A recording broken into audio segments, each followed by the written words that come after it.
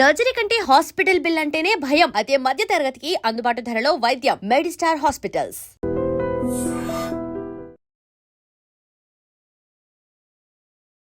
నమస్కారం గురువుగారు. శ్రీమాత్రే నమమ్మ. గురువుగారు, మరుగుమందు అని అంటుంటారు. అసలు నిజంగా మరుగుమందు అనేది ఉందా గురువుగారు? అసలు ఏ సందర్భాల్లో ఈ మరుగుమందును ఉపయోగిస్తారు? తప్పకుండా తెలియజేస్తానమ్మా. ముందుగా ప్రేక్షకులందరికీ శ్రీమాత్రే నమ, శ్రీ గురుభ్యో నమ. నమో దేవ్యై మహాదేవ్యై శివాయై సతతం నమ. నమ ప్రకృత్యై భద్రాయై నిహతాం ప్రణతాస్మిత. మరుగుమందు అనేటటువంటిది చాలామంది నెగిటివ్ కింద ప్రొజెక్ట్ చేసేసారు.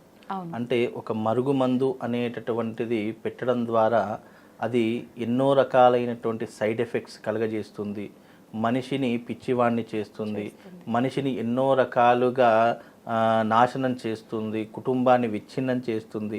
ఇలా అనేక కోణాలతో దాన్ని నెగిటివ్గా ప్రొజెక్ట్ చేశారు. మరుగుమందు అంటే అర్థం ఏంటి అని అంటే గనక, మనకి ఏదైనా చెడు సంకేతాలు కుటుంబంలో జరుగుతున్నాయి, లేదా మన భార్యాభర్తల మధ్య ఏదైనా వివాదమైనటువంటి ప్రదేశాలు జరుగుతున్నాయి, లేదా గొడవలు జరుగుతున్నాయి, ఇష్టమైనటువంటి వారు మనల్ని వదిలివేసి వెళ్ళిపోతున్నారు అనేటటువంటి సందర్భాలలో గతంలో అంటే ఆయుర్వేదిక శాస్త్రంలో ఏం చేశారు అంటే కొన్ని చెట్ల ఔషధాల ద్వారా మనిషిని కంట్రోల్ చేసే విధంగా ఈ మరుగుమందుని కనిపెట్టారు. ఏ విధంగానైతే ఒక హిప్నటైజ్ చేసేటటువంటి వ్యక్తి బ్రెయిన్ని కంట్రోల్ చేసి తనలో ఉన్నటువంటి విషయ పరిజ్ఞానం ఏ రకంగా బయటకు లాగుతాడో, అలాగే కొంతమంది పరిశోధకారకులు మనిషిని కంట్రోల్లో పెట్టడానికి, చెప్పినటువంటి మాట వినడానికి ఈ మరుగుమందు అనేటటువంటిది ఎవరు కనిపెట్టారు? కోయదొరలు కనిపెట్టారు. అప్పట్లో కోయ వాళ్ళు ఉండేటటువంటి వాళ్ళు అడవిలో సంచరించి అడవిలో ఉన్నటువంటి మూలికలను ప్రజల్లోకి తీసుకొని వచ్చి ఎన్నో రకాలైనటువంటి విధానాలతో ఆ మందులన్నింటినీ కూడా ప్రజలు తీసుకుంటూ సొమ్ముని చేసుకొని వాళ్ళ జీవనాన్ని గడుపుతుంది. ఇప్పటికి కూడా కొన్ని టెంట్లు వేసుకొని ఈ మొత్తం మూలికలన్నీ పెడుతూ ఉంటారు. మీరు చూసారు కదా, హైదరాబాద్లో మనం చూస్తూ ఉంటాము. నమ్మొచ్చా గురువుగారు? అలాంటి వాళ్ళ దగ్గర ఉంటాయమ్మా, తప్పకుండా 100% ఉంటాయి. ఇప్పుడు ఏదైనా ఇప్పుడు డాక్టర్ దగ్గరికి ఎందుకు వెళ్తాము? నమ్మకంతో వెళ్తాము. ట్యాబ్లెట్లు ఇస్తాడు, నమ్మకంతో వేసుకుంటాం. తగ్గుతుందా తగ్గదా అనేటటువంటి మన శరీరానికి అది కారణమవుతుంది. అంటే మన శరీరము దానికి తట్టుకొని అది లోపలికి వెళ్ళి దాని యొక్క ప్రయోజనం జరిగిన తర్వాత అప్పుడు మనకు వ్యాధి అనేటటువంటి తక్కువ అవుతుంది. అలాగే మరుగుమందు అనేటటువంటిది కూడా మనిషి మాట వినడానికి, మనిషి మన కంట్రోల్ అంటే చెడు వ్యసనాలలో ఉన్నటువంటి వ్యక్తి కానీ, పరస్త్రీ వ్యామోహంలో ఉన్నటువంటి వ్యక్తి కానీ, లేదా ఎప్పుడూ కోపంగా ఉన్నటువంటి వ్యక్తి కానీ మన చెప్పు చేతుల్లో ఉండడానికి, మనం చెప్పు చేతుల్లో అంటే మనల్ని ప్రేమగా చూసుకోవడానికి ఉపయోగపడేటటువంటిదే మరుగుమందు తప్ప ఇందులో ఏదో చెడుగా అనుకోవడానికి కానీ, సైడ్ ఎఫెక్ట్స్ ఉంటాయని చెప్పడం కానీ ఇవన్నీ కూడా అవాస్తవాలు. అంటే అలా చెప్తే దీనిని ఎవరు వాడరు కదా, ఇలా చెప్తే ఇవి మళ్ళీ పుట్టుకు రావు కదా అని చెప్పేసి కొంతమంది క్రియేట్ చేసినటువంటి విధానాలు. వాస్తవంగా ఇది మంచి కంటే ఎక్కువ చెడుకే. ఇప్పుడు మనం ఉదాహరణకు మనం ఏం చేస్తాము? అయ్యా గురువు గారు, మాకు ఈ సమస్య ఉందండి, ఇలా చేసుకోవాలి, మాకు మరుగుమందు కావాలి అని చెప్పేసి మనకు చెప్తుంటారు. మనం ఏం చేస్తాం? అయ్యో నిజమేమో కదా అని చెప్పేసి మనం ఏం చేస్తాం? మరుగుమందు ఇస్తుంటాం. కానీ వాళ్ళు ఏం చేస్తారు? దాన్ని వేరే కోణంలో తీసుకొని మనకు చెప్పే విధానం ఒకటి ఉంటుంది, అక్కడ వాళ్ళు ఆచరించే విధానం వేరే ఉంటుంది. అలా చేసేసరికి ఏమవుతుంది? ప్రజలందరిలో అరే మరుగుమందు పట్టడం వల్ల ఈ రకమైనటువంటి ఇబ్బంది జరిగింది అని చెప్పేసి ప్రొజెక్ట్ చేస్తుంటారు. అంటే మీడియా కంటే పవర్ఫుల్ మౌత్ పబ్లిషన్. కాబట్టి ఈ మౌత్ పబ్లిషన్ ఏమవుతుందంటే ఒకరి నుంచి ఒకరికి ఇట్లా సంక్రమించి అన్నీ కూడా దీన్ని నెగిటివ్గా ప్రొజెక్ట్ చేశారు. కానీ మరుగుమందు అనేటటువంటిది చాలా శుభయోగము, అదృష్టాన్ని కలిగించేటటువంటిది. ఎలా అదృష్టాన్ని కలిగించేది అని అంటే గనక, ఉదాహరణకు ఇద్దరు భార్యాభర్తలు ఉన్నారు. భార్యాభర్తలు ప్రతి చిన్న విషయానికి గొడవ పడుతున్నారు. చిన్న విషయం కాస్త ఇప్పుడు ఈ కలియుగంలో ఇప్పుడు ప్రజెంట్ సిచ్యువేషన్ చాలా మందికి జరిగేటటువంటి ప్రాబ్లమ్స్. చిన్న విషయాలకు గొడవలు పెట్టుకుంటున్నారు, చిన్న విషయాలకు ఈగోలకు వెళ్ళిపోతున్నారు, చిన్న కారణాలకు ఎవరి ఇంటికి వాళ్ళు వెళ్ళిపోతారు. అంటే భర్త ఒక దగ్గర, భార్య ఇంకో దగ్గర, ఇలా వేరియేషన్ వచ్చేస్తుంది. అంటే పిల్లలు కాకపోతే ఏం కాదు, పిల్లలైనటువంటి వాళ్ళ యొక్క పరిస్థితి మరీ దారుణంగా ఉంటుంది. తండ్రి ఏమో ఒక దగ్గర, భార్య ఏమో ఒక దగ్గర, పిల్లలేమో తల్లి దగ్గరనో తండ్రి దగ్గరనో ఉంటారు. వాళ్ళ కారణం చేత పిల్లలు అనాథలైపోతున్నారు.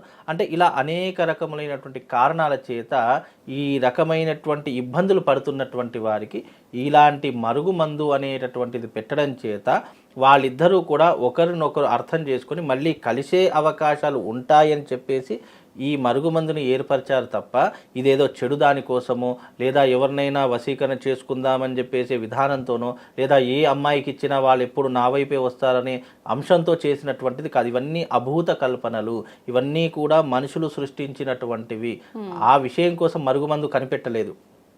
భార్యాభర్తల మధ్య అన్యోన్యత కొరకు ఇష్టమైనటువంటి వారు, కోరుకున్నటువంటి వారు తమ జీవిత భాగస్వామి కావాలి, భార్యగా స్వీకరించాలి లేదా భర్తగా స్వీకరించాలి అనే ఒక కాన్సెప్ట్ తోటి ఈ మరుగుమందు కనిపెట్టారు.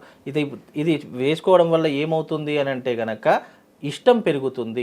మైండ్ అనేటటువంటిది డైవర్ట్ కాకుండా, పరస్త్రీ వైపు వెళ్లకుండా లేదా వేరే వ్యామోహం వెళ్లకుండా, చెడు వ్యసనాలకు వెళ్లకుండా ఈ మరుగుమందు అనేటటువంటిది ఎవరికైతే ఏ చేత్తోనైతే పెడతామో వాళ్ళు చెప్పినటువంటి విధంగా వాళ్ళు నడుచుకుంటారు అనే ఒక కాన్సెప్ట్ తయారైనటువంటిది మరుగుమందు తప్ప ఇది చెడు కోసం వినియోగించేటటువంటిదా, ఇది తాగితే గనక, ఇది తింటే గనక ఏదైనా ఎఫెక్ట్స్ వచ్చేస్తాయా అనేటటువంటి అంశము ఇక్కడ ప్రధానంగా ఎక్కడ కూడా చెప్పలేదు.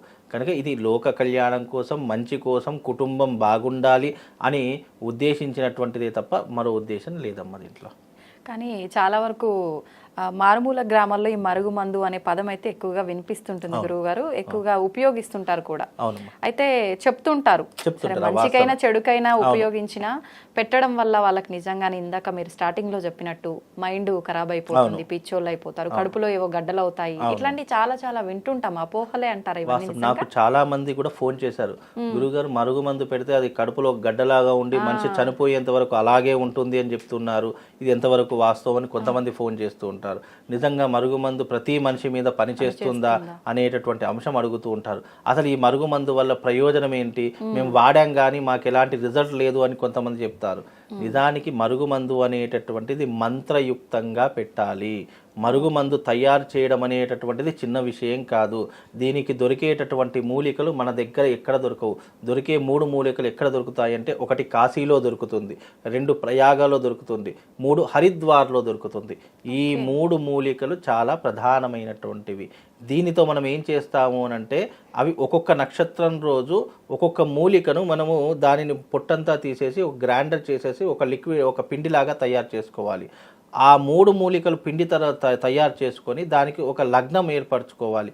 మనిషి యొక్క జాతకాన్ని బట్టి లగ్నం ఏర్పరచుకొని ఆ రోజున మనం ఏదైతే పిండి చేశామో దానితో హోమం చేయాలి. ఆ హోమంలో ఆ కట్టెలతో సహా భస్మమైనటువంటి ఏదైతే పదార్థం ఉంటుందో అది తీసుకొని మళ్ళీ దాన్ని మంత్రం చేసేసి మళ్ళీ ఒక లిక్విడ్, ఒక పదార్థంలాగా తయారు చేసుకోవాలి. ఆ పదార్థం ఎలా ఉంటుందంటే అందరికీ చూపిస్తాను, చాలామందికి తెలియదు. ఈ రకమైనటువంటి పదార్థంతో ఉంటుంది. అది ఇట్లా తయారు చేస్తాం, ఈ రకంగా మారిపోతుంది. ఈ పదార్థం ఈ రకంగా మారిపోయిన తర్వాత ఈ ఒక్క డబ్బా దాదాపుగా 5 రోజులు పనిచేస్తుంది. అంటే 5 సార్లు మనిషి యొక్క, మళ్ళీ ఈ మందు దేంట్లో పెట్టాలి, కేవలము పాలల్లో కానీ లేదా తేనెలో కానీ, ఈ రెండిట్లో మాత్రం. చాలామంది ఏమంటారు అంటే అన్నంలో కలపొచ్చా, తినే ఆహార పదార్థాల్లో కలపచ్చా, దేంట్లో అయినా కలపచ్చు కదా అని అంటారు. ఆ కలిపే పదార్థాలు వేరే, ఈ పదార్థాలు వేరే. కానీ గురువు గారు ఇప్పుడు ఇది కలర్ చూస్తే గ్రీన్ కలర్ లాగా బ్లాక్ అట్లా ఉంది, పాలు వైట్ గా, ఇప్పుడు అది కలిపితే కలర్, పాలు కలర్ అయిపోతుంది, 100% కలర్ అవుతాయి. మరి వాళ్ళకి ఏమని చెప్పిస్తారు? మరి నేను తెలియకుండా ఏది చెయ్యలేము. మనం ఇష్టపడుతున్నాము, ఏదో కష్టంగానైనా సరే వాళ్ళకు ఏదో ఒకటి నచ్చజెప్పు, ఏదో ఒకటి చెప్పు తాగిపియాలి తప్ప ఇది కలిపిన తర్వాత వాసన రాదు, ఏమీ రాదు, ఇవన్నీ అవాస్తవాలు. ఇవన్నీ మభ్యపెట్టడానికి, పైసలు లాగడానికే తప్ప ఇంకేం లేదు. ఇది ఎప్పటికైనా ఇది ఏంటి అంటే, నీకు పాలల్లో కలుపుతుందంటే కలర్ వస్తుంది, తేనెలో కలిపితే ఏమీ కనిపించదు. అలాంటి తేనె తీసుకోవాలి. లేదు అంటే టీలో కలిపినా కలర్ రాదు, కాబట్టి టీలో కలిపి ఇవ్వవచ్చు. అలాగే డికాషన్లో కలిపి ఇవ్వచ్చు. అంటే కొన్ని పదార్థాలలో కలిపి ఇవ్వడం ద్వారా ఏమవుతుందంటే దీని యొక్క పదార్థం అనేటటువంటిది కడుపులోకి, మళ్ళీ ఈ పదార్థము కేవలం 41 రోజు మాత్రమే ఉంటుంది. నువ్వు జీవితంలో నువ్వు ఏ పదార్థం తీసుకున్నా నీ శరీరంలో 41 రోజు మాత్రమే ఉంటుంది. ఆ 41 రోజు అయిపోయిందా, నువ్వు తిన్న ఆహారం కానీ నువ్వు తాగినటువంటి వాటర్ ఏదైనా సరే మళ్ళీ మలమూత్ర విసర్జన ద్వారా తప్పకుండా అది బయటకు వెళ్ళిపోతుంది. అంటే అది పోయిన మరుక్షణం మళ్ళీ వాళ్ళతో ప్రేమగా ఉండరా గురువు గారు? ఉంటారు. ఆ 41 రోజులు అనేటటువంటివి దీక్షాకాలం అని అంటారు. ఆ దీక్షాకాలం ఇది కడుపులోకి వెళ్ళింది అని అంటే ఆ కాలంలోనే వీళ్ళు సఖ్యత, అనురాగం అన్నీ పెరిగిపోతుంది. ఆ సఖ్యత కలకాలం ఉండడానికి వాళ్ళు తమ జీవితాన్ని ముందుకు తీసుకొని వెళ్ళాలి తప్ప ఇది కేవలము ఆ పదార్థం కడుపులో వెళ్ళిన తర్వాత నీకు 41 రోజులు పనిచేస్తుంది. తర్వాత నీ బిహేవియరు, నీ యొక్క ఆలోచన, నీ యొక్క విధానము, గడిచిన కాలాన్ని అన్నింటినీ లెక్క వేసుకొని మళ్ళీ అలా ఉండకుండా నువ్వు సఖ్యతగా ఉండాలి. ఇప్పుడు గొడవలు వచ్చాయంటే ఊరికే రావు కదా, ఎవరిదో ఒకటి తప్పు ఉంటుంది, లేదా ఎవరిదో ఒకరిది గొంతు పెద్దగా ఉంటుంది, ఏదో ఒకటి అరిచేస్తూ ఉంటారు, ఏదో ఒకటి మాట్లాడిస్తూ ఉంటారు, కాబట్టి గొడవలు ఏర్పడతాయి. కాబట్టి అలాంటివి తగ్గించుకొని, అలాంటివి జరగకుండా భవిష్యత్తులో ఆచరణ చేసుకొని మళ్ళీ ప్రేమపూర్వకంగా నువ్వు ముందుకు ప్రతిసారి నేను అయ్యా 41 రోజు అయిపోయింది, మాకు ఇంకో డబ్బా కావాలి అని చెప్పి జీవితాంతం ఇలాగే మరుగుమందులు పెట్టారనుకోండి, అది ఎప్పటికైనా నష్టాన్ని కలిగిస్తుంది.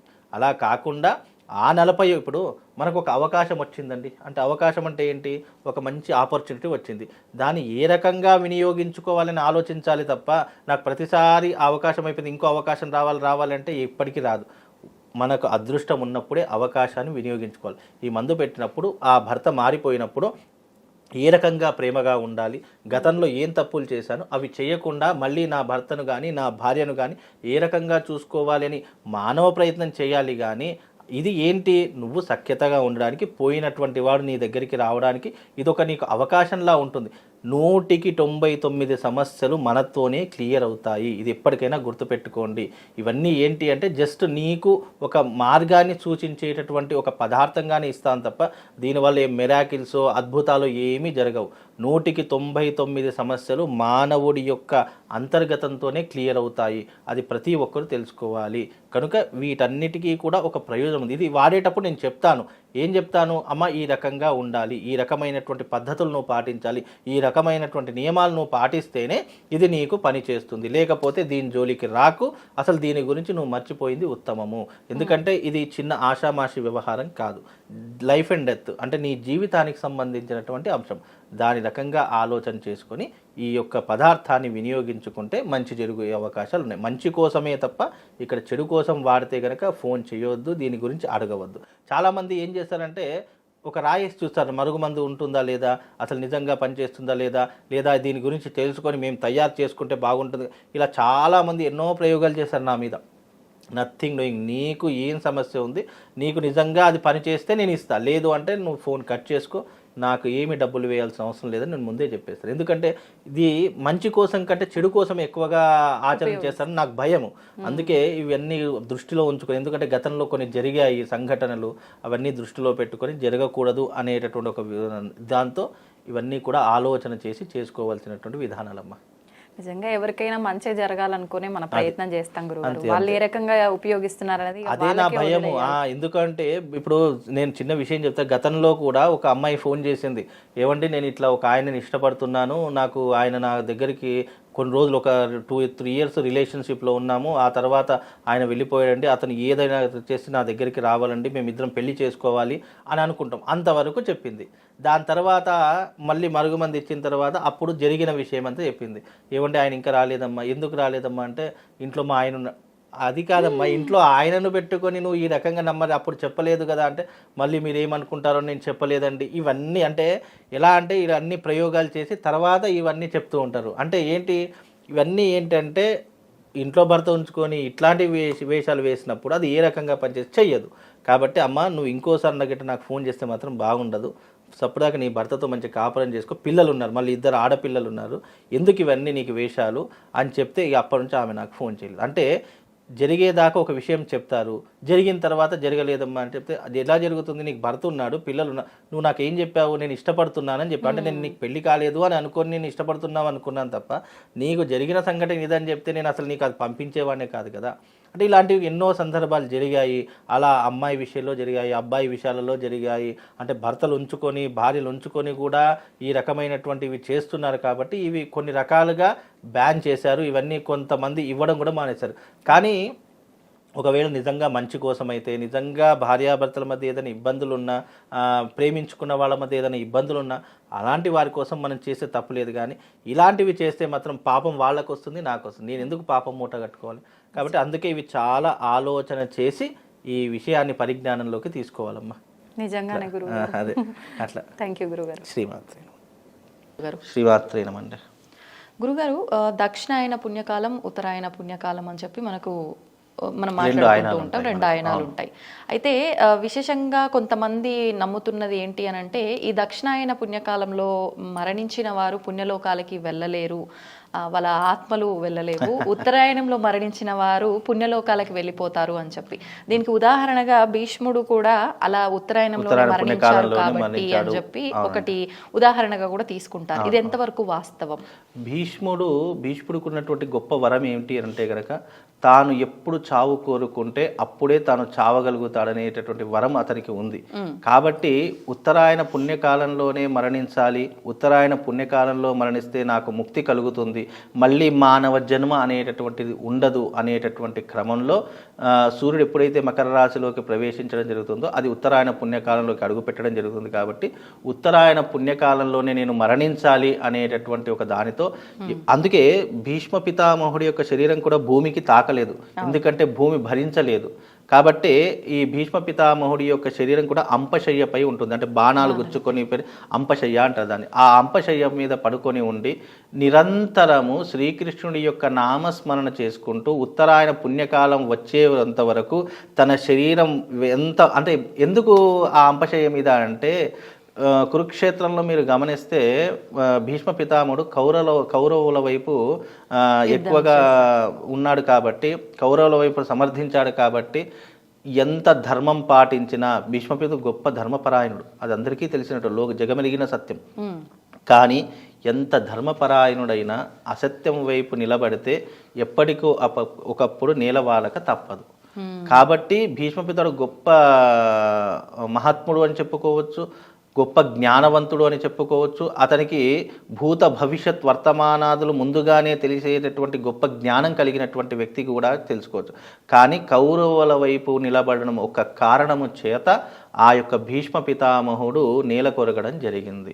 కాబట్టి నేల కొరిగేటటువంటి క్రమంలో కూడా భీష్మ పితామహుడు ఎంత గొప్పవాడు, ఎంత ఉన్నతమైనటువంటి వాడు అని తెలియజేయడానికి కూడా శ్రీకృష్ణుడు ఆ తర్వాత అర్జునుడు ఇద్దరూ కూడా కలిసి భీష్మ పితామహుడి దగ్గరికి వెళ్ళి, ఎందుకు ఈ రకంగా నీకు జరిగింది అంటే, నేను ఎప్పుడైతే మరణం కోరుకుంటానో అప్పుడే నా మరణాన్ని నేను స్వీకరించగలుగుతానని చెప్పేసి కృష్ణుడికి చెప్పేసరికి కృష్ణుడు అర్జునుడు ఇద్దరూ కూడా భీష్మ పితామహుడి దగ్గర ఎన్నో రకాలైన ధర్మ సందేహాన్ని అడిగి కూడా తెలుసుకున్నటువంటి వ్యవహారాదులు కూడా మనకు కురుక్షేత్రంలోను శ్రీమద్ భాగవతంలో కూడా చెప్పడం జరుగుతూ ఉంటుంది.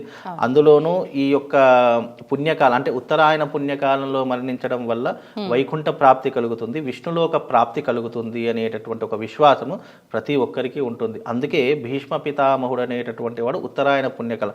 అందుకే ఈ ఉత్తరాయణ పుణ్యకాలం వచ్చేంత వరకు భీష్మ పితామహుడు ఎప్పుడు కూడా అంపశయ మీద పడుకునేటప్పుడు విష్ణు సహస్రనామ పారాయణం చేసుకుంటూ తన యొక్క శరీరాన్ని, తన యొక్క ప్రాణాన్ని త్యాగం చేస్తూ ఉంటాడు. అందుకే ఉత్తరాయణ పుణ్యకాలంలో విశేషంగా ధనుమాసం ప్రారంభమవుతుంది, అందరికీ తెలిసిన విషయమే. కాబట్టి ఈ మాసంలో అంతా కూడా కృష్ణుడి యొక్క ఆరాధన, శ్రీమన్నారాయణుడి యొక్క ఆరాధన, వైష్ణవ సాంప్రదాయంలో జరిగేటటువంటి అనేక క్రతువులు కూడా ఈ యొక్క సందర్భంలోనే జరుగుతాయి. ఈ సందర్భంలో తిరుప్పవై కూడా జరుగుతూ ఉంటుంది. ఎందుకంటే ఈ మాసంలో శ్రీరంగస్వామి వారు గోదాదేవిని కళ్యాణమాడి తన యొక్క తిరుపవై యొక్క ప్రచారాన్ని కొనసాగించేటటువంటి రోజు కూడా ఈ ధనుర్మాసంలోనే ప్రారంభమవుతుంది. కాబట్టి అందుకే ఈ యొక్క మాసానికి అంత ప్రత్యేకత. ఈ మాసంలో అంటే ఈ యొక్క 6 మాసాలలో ఎవ్వరూ మరణించినా కూడా వైకుంఠ ప్రాప్తి కలుగుతుంది. అందుకే వైకుంఠ ప్రాప్తి కొరకు చాలామంది ఉత్తరాయణ పుణ్యకాలంలో మరణిస్తే బాగుంటుంది, వైకుంఠ ప్రాప్తి కలుగుతుంది అనేటటువంటి అంశం వెనక ఉన్నటువంటి ఆంతర్యమే ఈ యొక్క ఉత్తరాయణ పుణ్యకాలము. అందుకే ఈ ఉత్తరాయణ పుణ్యకాలంలో ఎందుకు జప తప హోమాలకు ఎందుకు ప్రాధాన్యత అంటే, ఈ కాలంలో చేసే ప్రతి ఒక్కదానికి 1,000,000 రెట్ల పుణ్యం కలుగుతుంది. అందుకే ఉత్తరాయణ పుణ్యకాలం పరమ పవిత్రమైనటువంటిది. జరిగేటటువంటి 6 మాసాలు, మళ్ళీ ఆషాఢ మాసం వచ్చిందంటే దక్షిణాయన కాలం ప్రారంభమవుతుంది. కాబట్టి ఈ 6 మాసాల్లో చేసుకునేటటువంటి విశేషమైనటువంటి క్రతువులన్నీ కూడా సాక్షాత్తు విష్ణుమూర్తికి అంకితం చేయబడినటువంటి. అంటే ఇంకా ఈ కాలంలో మరణించిన వారు మోక్షం పొందుతారు, మరొక జన్మ లేదనుకోవచ్చా? వాళ్ళ కర్మ. అప్పుడు భీష్మ పితామహుడికి మానవుడికి ముడిపెట్టకూడదు కదండి. మోక్షం పొందుతారు అని అంటే మీన్స్ ఎవరి కర్మ ఫలితాన్ని బట్టి వారు మోక్షాన్ని పొందుతూ ఉంటారు. నిజానికి మోక్షాన్ని పొందడము అనేటటువంటిది ఇప్పుడున్నటువంటి ఈ జనరేషన్లో, ఈ కలియుగంలో అంత సులభమైనటువంటి విషయం కాదు. మోక్షము అంటే మళ్ళీ మానవ శరీరం అనేటటువంటిది పొందకపోవడమే మోక్షానికి ప్రధానమైనటువంటి అర్థము. కాబట్టి దీనికి అనేక రకాలైనటువంటి పుణ్యకార్యాలు చేస్తేనే ఈ శరీరం మళ్ళీ పుట్టకుండా ఉంటుంది. లేదు అంటే రీసైక్లింగ్, ఎప్పుడు పుడుతూనే ఉంటావు, కర్మ అనుభవిస్తూనే ఉంటావు, సాంసారికమైనటువంటి దుఃఖాన్ని అనుభవిస్తూనే ఉంటావు. నీ జీవితం ఇప్పుడు రీసైకిల్ జరుగుతూనే ఉంటుంది.